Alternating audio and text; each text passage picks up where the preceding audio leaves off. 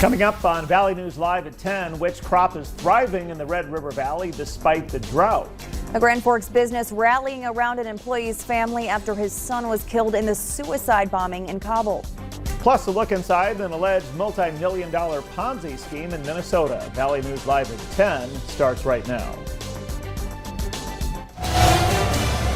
This is Valley News Live at 10. Good Wednesday evening, everyone. Tomorrow is a first alert weather day. Let's begin now with Chief Meteorologist Hutch Johnson on the system heading our way and when we might see it. Hutch. Thanks, Tom. Thanks, Stacy. Good evening, everyone. We are keeping our eyes on some showers that are just beginning. A couple of drops hitting our sky cam at the Home of Economy location in the last little bit there in Grand Forks, but nothing too substantial. We do have a line of sprinkles, really, is all it is amounting to, but some heavier showers of rain south and west of Jamestown, moving to the north and east. Now, this is going to expand in aerial coverage as the main event moves out of the Colorado Rockies and into our neighborhood overnight.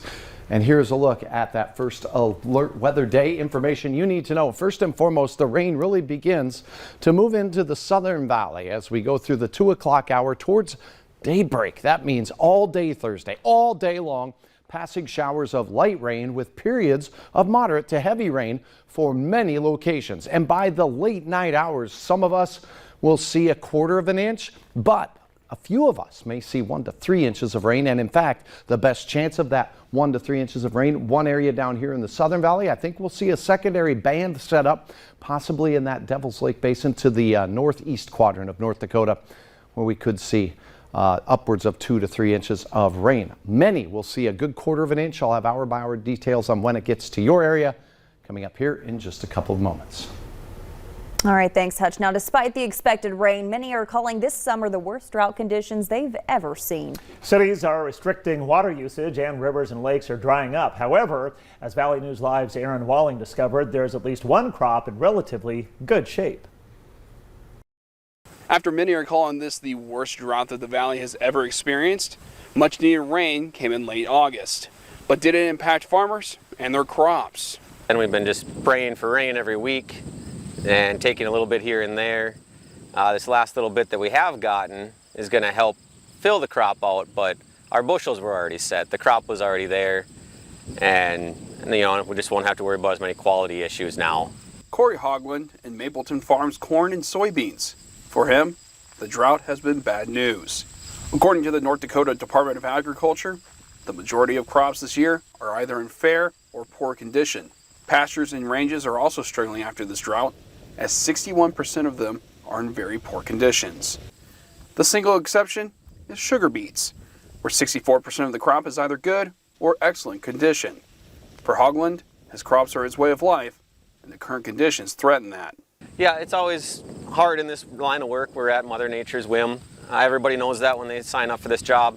Rain is forecasted to come in Thursday, and for Hogland, they're going to need a lot of rain to make up for lost ground. We need a lot of rain to replenish what we lost this year. You know, not only did we not have a lot of precipitation, we also had 95 degrees most of the summer.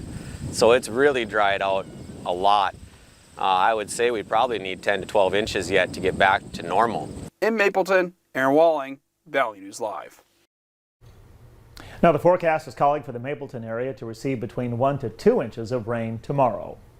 The West Fargo School District says it's not contact tracing this year, instead relying on the state health department to send letters to parents of students in close contact of a positive COVID-19 case. After a parent reached out to our whistleblower hotline questioning that, we looked into it and were told by the state that they never plan to provide those letters.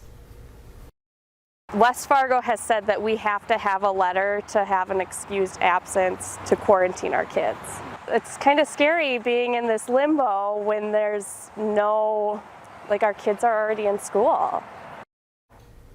We reached out to the district on how they plan to move forward without having the health department's letters of close contact. We haven't yet heard back. Now, as we said, the story came to us through our whistleblower hotline. If you need help with an issue, call 701-237-6576 and leave your tip. A member of our investigative team will go to work to help you find resolution.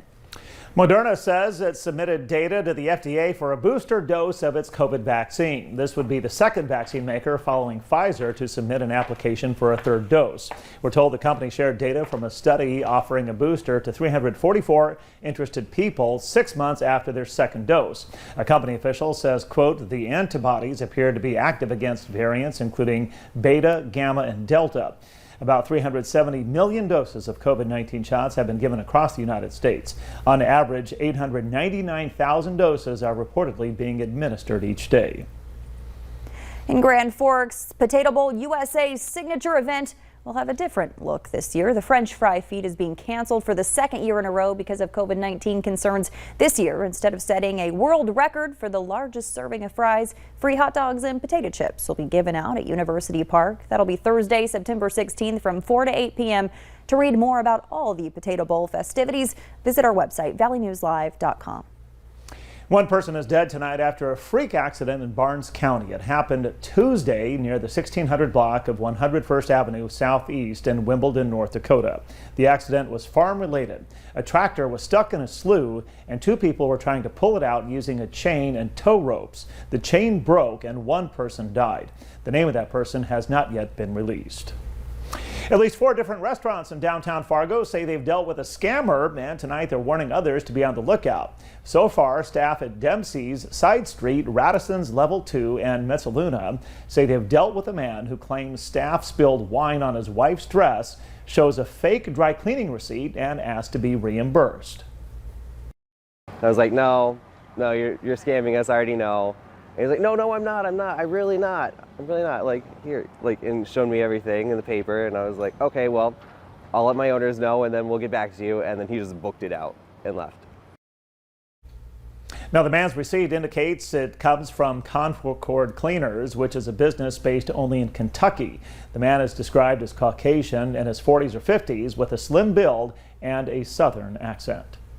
Senate Majority Leader Paul Gazelka says he's stepping down from his role leading the Senate Republican caucus, perhaps signaling he'll soon join the race for governor. Gazelka says he plans to be part of the party's success, but he wants someone else to helm the Senate caucus as he pursues, quote, the next chapter in his political life.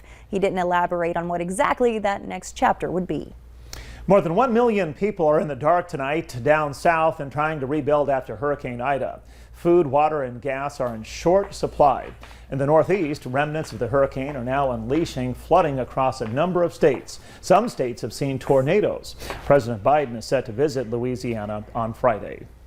Now, for those affected in Louisiana, help is also on the way from North Dakota. Firefighters from here in the state are heading south. This early group from the Williston and Bismarck areas volunteered to go. Once they arrive, they'll get their assignments. Mike Walters says he's never been to Louisiana and has never responded to damage caused by a hurricane. This is actually a first for a lot of us on the department, and we're just honored to be able to go down and help out where help is needed.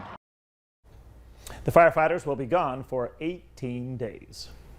A Grand Forks company is giving back to one of its own. A longtime employee is the father of one of the U.S. service members killed in the suicide bombing in Afghanistan. Now the business is helping to raise money for the family. Valley News Team's Nashay Taylor has this story.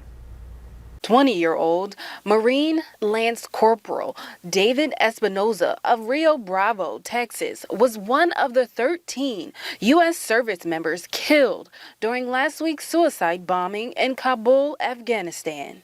His father, Victor, is a longtime employee of Grand Forks-based Black Gold Farms. I heard the president talking about the black hole, and I suspect that's a pretty close representation of how anybody in that situation would feel. I've never lost anybody up close like that. I can't imagine the grief. A former fellow staff member remembers his time working with Victor. There's nobody I'd rather work with. He's a guy who has an amazing, resilient personality. Black Gold Farms is now helping provide support for Victor and his family during this tragic time. Victor's going to miss some harvests now. He's going to be staying home with his wife and family and trying to put their lives back together. A GoFundMe page has been set up in honor of Lance Corporal Espinoza. So far, it has raised over $12,000. And those at Black Gold Farms say they hope Victor and his family feels the support and appreciation that they have for their son's sacrifice. In Grand Forks, Nisha Taylor, Valley News Live. And if you'd like more information on donating to this cause, just visit our website and click on this story. Still ahead tonight, it's been a while since we've heard the name Bernie Madoff in the news. How investigators are talking about him while talking about an alleged Minnesota Ponzi scheme.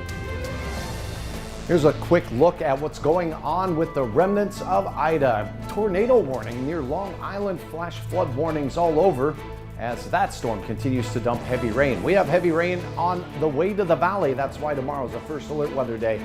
Hour by hour details are coming up right after this.